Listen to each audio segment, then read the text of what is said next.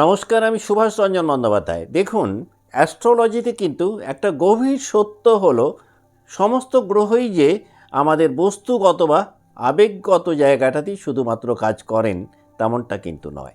বরং বলা যেতে পারে এই গ্রহগুলো আমাদের বিশ্বাসের জায়গাটাতে, আমাদের জীবন দর্শন, আমাদের জীবনের অর্থ, এই জায়গাগুলোকে কিন্তু বিভিন্নভাবে আমাদের সামনে তুলে ধরেন। বিশেষ করে সেই গ্রহটি যদি আবার রাহুর মতো একটি গ্রহ হয়, তাহলে তিনি কিন্তু আমাদের আগের জন্মের বা পূর্বজন্মের অসম্পূর্ণ বিশ্বাস, অসম্পূর্ণ জ্ঞান, পূর্বজন্মের গুরু সংক্রান্ত বিষয়গুলোকে এই জন্মে খুব সুচারুভাবে তিনি তুলে আনেন। যদি আপনার জন্ম ছকে রাহু ধনু রাশিতে অবস্থান করেন, তাহলে আপনার মধ্যে তিনি যেটা মূলত তৈরি করবেন সেটা হলো একটা ট্রুথ হাঙ্গার। সব কিছুর পিছনে একটা সত্য খুঁজে বেড়ানোর প্রবণতা কিন্তু আর 5 জনের থেকে আপনার অনেক বেশি থাকবে। আপনি যদি দেখেন যে আপনি সব কিছুর মধ্যে সর্বদাই সত্যকে খুঁজে বের করার চেষ্টা করছেন, আপনি আর 5 জন মানুষের থেকে প্রকৃতিগতভাবে একটু ভিন্নধর্মী, আপনার প্যাটার্ন অন্যদের থেকে আলাদা, আর এই কারণেই অপর মানুষ আপনাকে কথায় কথায় ভুল বুঝছে। আপনি দেখবেন আপনি নিজেকে খুব কনফিডেন্ট ফিল করাবেন, কিন্তু এর পাশাপাশি আবার নিজের মধ্যে একটা ডাউটও কিন্তু কাজ করবে যে আপনি কি আদৌ সঠিক পথে রয়েছেন। এটা কিন্তু আপনার বিলিফ সিস্টেমের প্রশ্ন নয়, বরং এটাকে বলা যেতে পারে একটা কার্মিক আইডিওলজি। রাহু ধনুরাশিতে জন্ম ছকে অবস্থান করে দুটো স্তরে কাজ করতে পারে। রাহু যদি ধনুরাশিতে শুভ নক্ষত্রে অবস্থান করেন আপনার জন্ম ছকে, তাহলে আপনি দেখবেন আপনি কিছুতেই ছোটোখাটো চিন্তা ভাবনার মধ্যে নিজেকে ডোবাতে পারবেন না।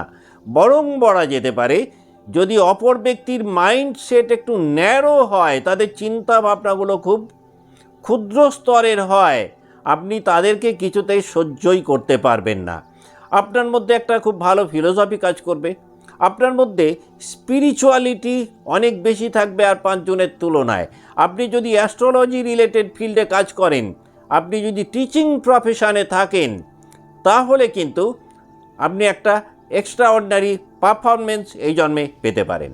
কিন্তু সেই রাহুই যদি আবার ধনুরাশিতে অশুভ নক্ষত্রে থাকেন, তাহলে কিন্তু দেখা যাবে আপনি আপনার নিজের যেটা বিশ্বাস বা বিলিফ, সেটাকেই অ্যাবসোলিউট ট্রুথ বলে মনে করবেন। আপনি একটা ডগমেটিক মাইন্ডসেটের মধ্যে থাকবেন, কিছুতেই অন্যদের মতামতকে আপনি গ্রাহ্য করতে পারবেন না। রাহু তিনি যদি ধনুতে শুভ নক্ষত্রে থাকেন, তাহলে জন্মগতভাবে আপনি একজন ভালো গুরু বা মেন্টর বা গাইড।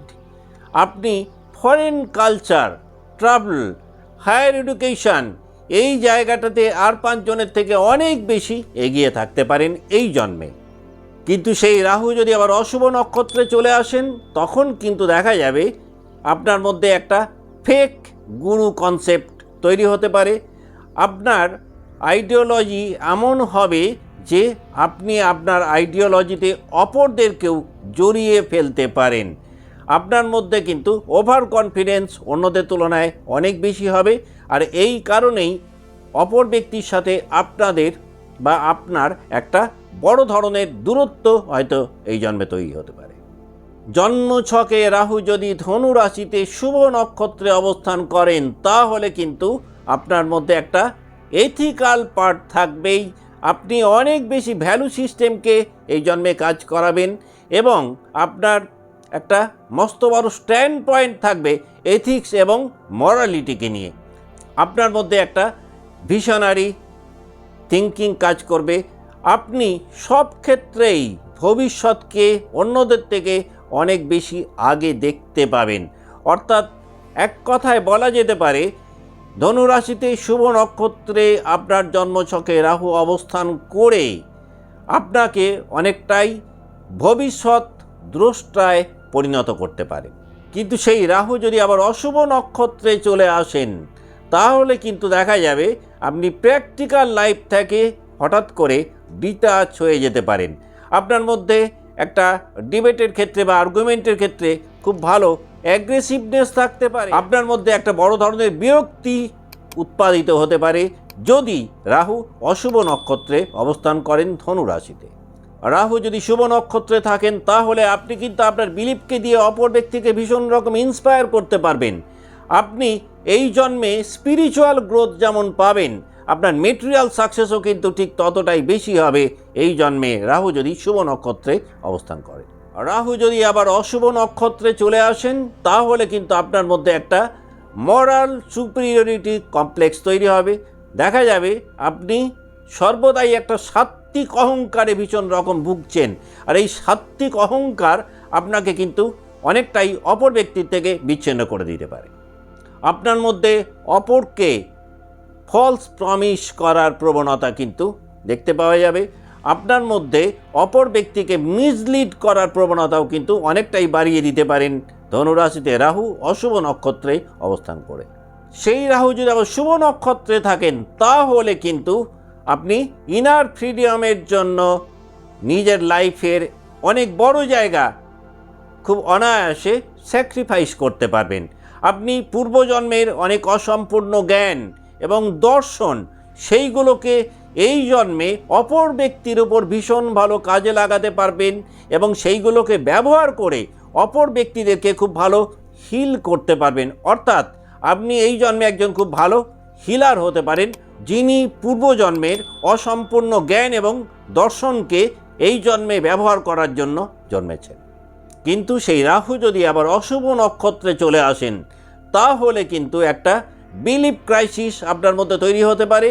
আর এই বিলিফ ক্রাইসিস ডেভেলপ করার কারণে আপনার আইডেন্টিটি কিছুটা হলেও কিন্তু কোলাপস করতে পারে এই জন্মে রাহু যদি অশুভ নক্ষত্রে থাকেন।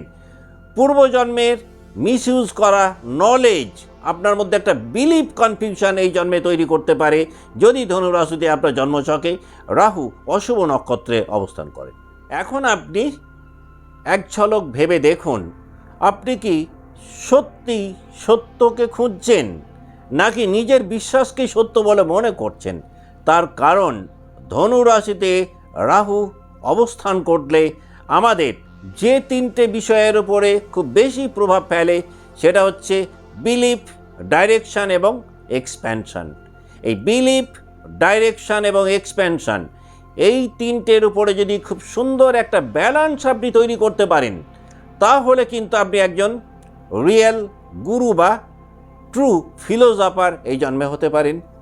যদি এটাকে প্রপারলি কন্ট্রোল করতে না পারেন তাহলে কিন্তু দেখবেন এই জন্মে হয়তো আপনি নিজের মধ্যেই নিজে হারিয়ে যেতে পারেন।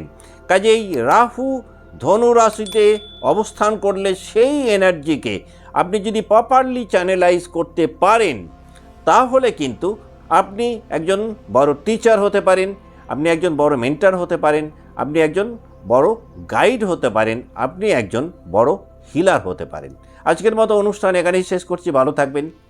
নমস্কার।